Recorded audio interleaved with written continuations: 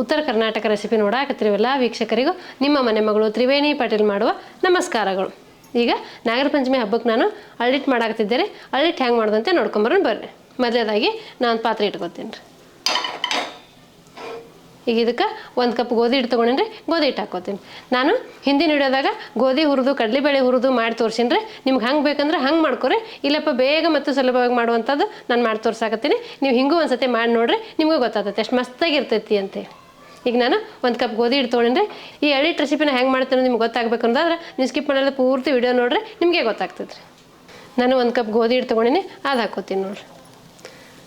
ನಾನು ನೈವೇದ್ಯ ಪೂರ್ತಿಯಾಗಿ ಸ್ವಲ್ಪ ಮಾಡಾಕತ್ತೀನಿ. ನಿಮ್ಮನೆ ಜಾಸ್ತಿ ಇಷ್ಟಪಡ್ತಾರೋ ಜಾಸ್ತಿನೂ ಮಾಡ್ಕೋಬೋದು ರೀ. 1/4 ಕಪ್ನಷ್ಟು ಕಡಲೆ ಹಿಟ್ಟು ಹಾಕೋದು. ಇದು ಹಸಿ ಕಡಲೆಬೇಳೆ ಹಿಟ್ಟು ರೀ. ಇದಕ್ಕೆ ಎಣ್ಣೆ ತುಪ್ಪ ಏನು ಹಾಕೋಬೇಡ್ರಿ, ಹಂಗೆ ಹುರ್ಕೊಡ್ರಿ. ಇದು ಆದಷ್ಟು ಮೀಡಿಯಮ್ ಫ್ಲೇಮ್ ಇಟ್ಕೊಂಡು ಹುರ್ಕೊಡ್ರಿ. ನೀವು ಸಪ್ರೇಟಾಗಿ ಆದರೂ ಹುರ್ಕೊಡ್ರಿ, ಇಲ್ಲ 2 ಒಟ್ಟಿಗೆ ಆದರೂ ಹುರ್ಕೊಡ್ರಿ. ನನಗೆ 2 ಒಟ್ಟಿಗೆ ಹಾಕೊಳಕತ್ತೀನಿ ನೋಡ್ರಿ. ಇದೇನಪ್ಪ ಇದು ಇವರು ಹಿಟ್ಟು ಹುರಿಯಾಕತ್ತಾರ ಅಂತ ನೀವು ಅನ್ಕೋಬೋದು ರೀ. ಹಿಂದೊಂದ್ಸಲ ಮಾಡಿದಾಗ ಗೋಧಿ ಹುರಿದು ಕಡಲೆಬೇಳೆ ಹುರಿದು ಮಿಲ್ಲಿಗೆ ಹಾಕಿ ಹಿಟ್ಟು ಮಾಡಿಸ್ಕೊಂಡು ಮಾಡಿದ್ದೆ ರೀ. ಇವತ್ತು ಬೇಗ ಮತ್ತು ಸುಲಭವಾಗಿ ಮಾಡ್ಕೊಂಡು ಎಲ್ಲರ ಮನೆಯಾಗ ಗೋಧಿ ಹಿಟ್ಟು ಇದ್ದೇ ಇರ್ತೈತಿ, ಕಡಲೆ ಹಿಟ್ಟು ಇರ್ತೈತಿ. ಹಾಗಾಗಿ ನಾನು ಬೇಗನೆ ಮಾಡ್ಕೊಳ್ಳೋಂಥ ರೆಸಿಪಿ ಮಾಡಾಕತ್ತೀನಿ ರೀ. ನಾಗರ ಪಂಚಮಿ ಹಬ್ಬಕ್ಕೆ ಕೆಲಸಗಳು ಜಾಸ್ತಿ ಇರ್ತಾವಲ್ರಿ, ಎಲ್ಲ ಥರ ಮಾಡ್ತಿರ್ತೀರಿ ವೆರೈಟಿ. ಇದನ್ನು ನೈವೇದ್ಯಕ್ಕೆ ಮಾಡಬೇಕಾಗಿರ್ತದೆ. ಹಾಗಾಗಿ ನಿಮ್ಗೆ ಸಿಂಪಲ್ಲಾಗಿ ಮಾಡೋವಂಥದ್ದು ಮಾಡಿ ತೋರ್ಸಾಕತ್ತೀನಿ ನೋಡಿರಿ. ಇದು ಹಸಿ ವಾಸನೆ ಹೋಗೋವರೆಗೆ ಹುರಿಬೇಕಾಗ್ತೈತೆ ರೀ. ಹುರಿತಾ ಇದ್ದಂಗೆ ನಿಮಗೆ ಗೊತ್ತಾಗುತ್ತೆ ನೋಡಿರಿ, ಘಮ ಬರ್ತಾ ಇರುತ್ತೆ. ಕಡಲೆ ಹಿಟ್ಟ ಗೋಧಿ ಹಿಟ್ಟ ಹುರಿದಿದ್ದು ಘಮ ಬರೋವರೆಗೆ ನಾವು ಹುರ್ಕೋಬೇಕು ರೀ. ಇದಕ್ಕೆ ತುಪ್ಪ ಎಣ್ಣೆ ಏನು ಹಾಕ್ಬೇಡ್ರಿ. ತುಪ್ಪ ಹಾಕಿದ್ರೆ ಗಂಟಾಗೋ ಸಾಧ್ಯತೆ ಇರ್ತೈತಿ. ಹಾಗಾಗಿ ಹಾಗೆ ಹುರ್ಕೊಡ್ರಿ. ನೀವು ಹಿಡಿದ ನೋಡಿದ್ರೆ ನಿಮಗೆ ಗೊತ್ತಾಗ್ತಿರ್ಬೇಕು ರೀ. ನಾವು ಹಿಟ್ಟು ಫಸ್ಟಿಗೆ ಹಾಕಿದಾಗ ಒಜ್ಜೆ ಬರ್ತೈತಿ, ಹಿಂಗೆ ಚಮಚದ ತಿರುವಿಡಿದ್ರೆ ಗಟ್ಟಿ ಇರ್ತೈತಿ ನೋಡಿರಿ. ಹುರಿತಾ ಹೋದಂಗೆ ಇದು ಪಳ್ಳಾಗಿ ಬರ್ತೈತೆ ನೋಡಿರಿ, ಎಷ್ಟು ಹಗುರ ಆಗ್ತೈತೆ ನೋಡಿರಿ. ಹಿಂಗೆ ಮಿಕ್ಸ್ ಮಾಡಾಕತ್ತಾಗ ನಿಮಗೆ ಗೊತ್ತಾಗ್ತೈತೆ ನೋಡಿರಿ. ಈಗ ಇದು ಹುರಿದೈತೆ ರೀ. ನಾ ಇದು ಆ ಕಡೆ ಎತ್ತಿಡ್ಕೊತೀನಿ ನೋಡಿರಿ. ಈಗ ಒಂದು ಪಾತ್ರೆ ಇಟ್ಕೊತೀನಿ ರೀ. ಇದಕ್ಕೆ ಒಂದು ಅರ್ಧ ಕಪ್ನಷ್ಟು ಬೆಲ್ಲ ಹಾಕ್ಕೋತೀನಿ. ನೀವು ನೋಡ್ಕೊಂಡು ಹೆಚ್ಚು ಕಮ್ಮಿ ಹಾಕೋಬೋದು ರೀ. ಆದಷ್ಟು ಸಿಹಿ ಕಮ್ಮಿ ಹಾಕ್ಕೊಂಡ್ರೆ ಒಳ್ಳೇದು ರೀ. ಈಗ ನಾ ಅರ್ಧ ಕಪ್ ಬೆಲ್ಲ ಹಾಕಿನಲ್ರಿ, ಅದಕ್ಕೊಂದು 1/4 ಕಪ್ ನೀರು ಹಾಕ್ಕೋತೀನಿ. ಇದು ಬೆಲ್ಲ ಕರಗಿಸ್ಕೋಬೇಕು. ಜಸ್ಟ್ ಬೆಲ್ಲ ಕರಗಿದ್ರೆ ಸಾಕ್ರಿ, ಏನು ಪಾಕ ಆಗ್ಬೇಕತ್ತೇನಿಲ್ಲ, ಬೆಲ್ಲ ಕರಗಿದ್ರೆ ಸಾಕ್ರಿ.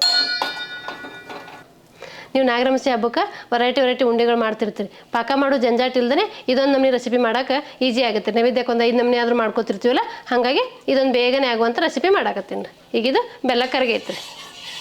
ನೀವು ಈ ರೀತಿ ನಾಗರ ಪಂಚಮಿ ಹಬ್ಬಕ್ಕೆ ಎಲ್ಲ ರೆಸಿಪಿಗಳನ್ನ ಮಾಡಿ ಹಾಕಿನಿ. ನೀವು ನೋಡ್ಕೊಂಡು ನಿಮ್ಗೆ ಯಾವ್ಯಾವ ಅನುಕೂಲ ಆಗುತ್ತೆ ನೋಡ್ಕೊಂಡು ನೀವು ಮಾಡಿಕೊಂಡು ಹಬ್ಬ ಆಚರಿಸ್ಕೋಬೋದು. ಈಗ ನೋಡಿರಿ ಬೆಲ್ಲ ಕರಗೈತಿ. ನಾ ಸ್ಟವ್ ಆಫ್ ಮಾಡಿ ನೋಡಿರಿ. ಈಗ ನಾ ಮುಂಚೆ ಏನು ಹಿಟ್ಟು ಹುರಿದಿಟ್ಟಿದ್ನಲ್ರಿ, ಗೋಧಿ ಹಿಟ್ಟ ಕಡಲೆ ಹಿಟ್ಟ, ಅದ್ರಾಗ ಕರಗಿಸ್ಕೊಂಡ್ರಿ ಬೆಲ್ಲ ಸೋದಿಸ್ಕೋತೀನಿ ನೋಡಿರಿ. ಒಮ್ಮೆ ಎಲ್ಲ ಹಾಕೊಳಕ್ಕೆ ಹೋಗ್ಬೇಡ್ರಿ, ನೀವು ನೋಡ್ಕೊಂಡು ಹಾಕ್ಕೊಡ್ರಿ. ನಿಮ್ಗೆ ಎಷ್ಟು ಗಟ್ಟಿ ಬೇಕು ಎಷ್ಟು ಮೆತ್ತಗೆ ಬೇಕು ನೋಡಿಕೊಂಡು ಹಾಕೋಬೇಕಾಗ್ತದೆ. ನಾ ಈಗ ಅರ್ಧ ಹಾಕ್ಕೊಂಡಿನಿ, ಇನ್ನೊಂದು ಅರ್ಧದಷ್ಟು ಇಟ್ಕೊಂಡಿನಿ ನೋಡಿರಿ. ನಾ ಬೆಲ್ಲದ ನೀರು ಸೋದಿಸ್ಕೊಳ್ಳೋ ಉದ್ದೇಶ ಏನಂದ್ರೆ ಅದ್ರಾಗ ಏನಾರು ಕಸ ಕಡ್ಡಿ ಇರಬಾರ್ದು ಅಂತ ಹೇಳಿ ಅಷ್ಟೇ ರೀ. ನೋಡಿರಿ ಇದು ಗಟ್ಟಿ ಆಗೈತಿ. ನಾ ಅದಷ್ಟು ಸೋಸ್ಕೊಂಡ್ರೆ ಕರೆಕ್ಟ್ ಅದ ಬರ್ತೈತಿ ನೋಡಿರಿ.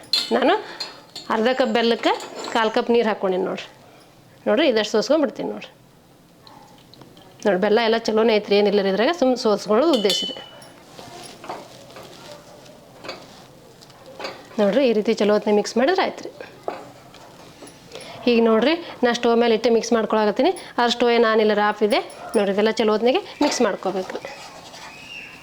1 ಕಪ್ ಗೋಧಿ ಹಿಟ್ಟ, 1/4 ಕಪ್ ಕಡಲೆ ಹಿಟ್ಟ, ಅರ್ಧ ಕಪ್ ಬೆಲ್ಲ, 1/4 ಕಪ್ ನೀರು ಹಾಕ್ಕೊಂಡಿನಿ ನೋಡಿರಿ. ನಾ ಈ ರೀತಿ ಮಿಕ್ಸ್ ಮಾಡ್ಕೊಂಡಿನಿ ನೋಡಿರಿ. ನಿಮ್ಗೆ ವಿಡಿಯೋದ ನೋಡಿದ್ರೆ ಗೊತ್ತಾಗ್ತಿರ್ಬೇಕು ನೋಡಿರಿ. ನಾನು ಇಷ್ಟು ಗಟ್ಟಿಗೆ ಮಾಡ್ಕೊಂಡಿನಿ. ನಿಮ್ಗೆ ಇನ್ನೂ ಸ್ವಲ್ಪ ತೆಳ್ಳಗೆ ಬೇಕಂದ್ರೆ ತೆಳ್ಳಗೂ ಮಾಡ್ಕೋಬೋದು. ಗಟ್ಟಿ ಆದ್ರೆ ತಿನ್ನಕ್ಕೆ ಚಲೋ ಆಗುತ್ತೆ ಅಂತ ಗಟ್ಟಿಗೆ ಕಲಿಸ್ಕೊಂಡಿನಿ ನೋಡಿರಿ. ಈಗ ಇದಕ್ಕೊಂದು ಚಿಟಿಕೆ ಏಲಕ್ಕಿ ಪುಡಿ ಹಾಕೋತೀನಿ ನೋಡಿರಿ. ಸ್ವಲ್ಪ ತುಪ್ಪ ಹಾಕೋತೀನಿ ನೋಡಿರಿ. ನೀವು ಸರ್ವ್ ಮಾಡೋಕ್ಕಾದ್ರೂ ತುಪ್ಪ ಹಾಕ್ಬೋದು, ಇಲ್ಲ ಇದ್ರಾಗೆ ಆದರೂ ಹಾಕ್ಬೋದು ರೀ. ನಾನು ಇದ್ರಾಗೆ ಹಾಕಿ ಮಿಕ್ಸ್ ಮಾಡಾಕತ್ತೀನಿ ನೋಡಿರಿ. ನಾನು ಗೋಧಿ ಹಿಟ್ಟ ಕಡಲೆ ಹಿಟ್ಟು ಹಾಕೊಂಡು ಮಾಡೀನಿ. ನೀವು ಬೇಕಾದ್ರೆ ಗೋಧಿ ಕಡಲೆಬೇಳೆ ಹುರಿದು ಮಿಲ್ಲಿಗೆ ಹಾಕ್ಸ್ಕೊಂಡು ಮಾಡ್ಕೋಬೋದು ರೀ. ನಾನು ಹಂಗೂ ಮಾಡಿ ತೋರಿಸೀನಿ, ಹಿಂಗೂ ಮಾಡೀನಿ. ನಿಮಗೆ ಯಾವ್ದು ಅನುಕೂಲ ಆಗುತ್ತೆ ನೋಡಿಕೊಂಡು ನೀವು ಮಾಡ್ಕೋಬೋದು ರೀ. ನಾನು ಒಂದೇ 1 ಕಪ್ಪಿಂದ ಮಾತ್ರ ಮಾಡ್ಕೊಂಡೀನಿ ರೀ. ನಿಮಗೆ ಜಾಸ್ತಿ ಬೇಕಂದ್ರೆ ಇದೇ ಪ್ರಮಾಣದಲ್ಲಿ ನೋಡಿಕೊಂಡು ನೀವು ಹೆಚ್ಚಿಗೆ ಮಾಡ್ಕೋಬೋದು ರೀ. ನಾಗರ ಪಂಚಮಿ ಹಬ್ಬಕ್ಕೆ ಒಟ್ಟಿನಲ್ಲಿ ನೈವೇದ್ಯಕ್ಕೆ ಇದೊಂದು ರೆಸಿಪಿ ರೆಡಿ ಆಯ್ತು ರೀ. ಈಗ ನಾ ಮಾಡ್ಕೊಂಡ್ರೆ ಹಿಟ್ಟು ಇಷ್ಟ ಐತೆ ನೋಡಿರಿ. ಈಗ ಇದು ಒಂದು ಸ್ವಲ್ಪ ಉಳ್ಳಿ ತೊಗೋತೀನಿ. ಈಗ ಇದ್ರಾಗ ಮಾಡ್ಕೋತೀನಿ ನೋಡಿ. ನಿಮ್ಗೆ ಯಾವ ಸೈಜಲ್ಲಿ ಬೇಕು ನೋಡಿಕೊಂಡು ಆ ಸೈಜಲ್ಲಿ ಮಾಡ್ಕೊರಿ. ನಾನು ಈ ಸೈಜಲ್ಲಿ ಮಾಡ್ಕೊಳಕತ್ತೀನಿ ನೋಡಿರಿ.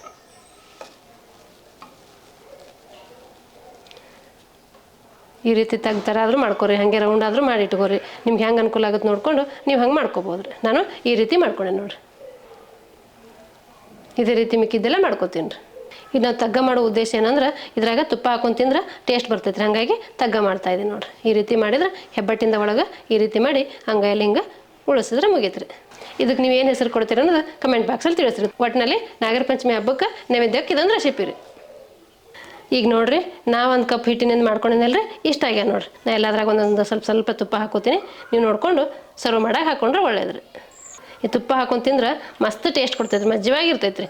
ನೀವು ಒಂದು ಸತಿ ಮಾಡಿಕೊಂಡು ತಿಂದು ನೋಡಿರಿ. ನಾಗರ ಪಂಚಮಿ ಹಬ್ಬಕ್ಕೆ ಎಲ್ಲ ರೆಸಿಪಿಗಳು ಮಾಡ್ತಿರ್ತೀರಿ. ಇದೊಂದು ಖಂಡಿತವಾಗಿ ನೀವು ಮಿಸ್ ಮಾಡ್ಲಾರ್ದಂಗೆ ಇದೊಂದು ರೆಸಿಪಿ ಮಾಡ್ಕೊಂಡು ನೋಡಿರಿ, ಮಸ್ತಾಗಿರ್ತೈತೆ ರೀ. ನೈವೇದ್ಯಕ್ಕೂ ಆಗುತ್ತೆ, ತಿನ್ನೋಕ್ಕೂ ಆಗುತ್ತೆ ರೀ. ನೋಡಿದ್ರಲ್ರಿ ವೀಕ್ಷಕರೇ, ಬೇಗ ಮತ್ತು ಸುಲಭವಾಗಿ ನಾಗರ ಪಂಚಮಿ ಹಬ್ಬಕ್ಕೆ ಅಳ್ಳಿಟ್ಟು ಮಾಡೋದನ್ನು. ಈ ಅಳ್ಳಿಟ್ಟು ಮಾಡೋ ಪದ್ಧತಿ ನಿಮಗೇನೋ ಇಷ್ಟ ಆಗಿತ್ತಂದ್ರೆ ಒಂದು ಲೈಕ್ ಮಾಡಿರಿ, ಶೇರ್ ಮಾಡಿರಿ, ಕಮೆಂಟ್ ಮಾಡಿರಿ, ಸಬ್ಸ್ಕ್ರೈಬ್ ಆಗಿರಿ. ಧನ್ಯವಾದಗಳು.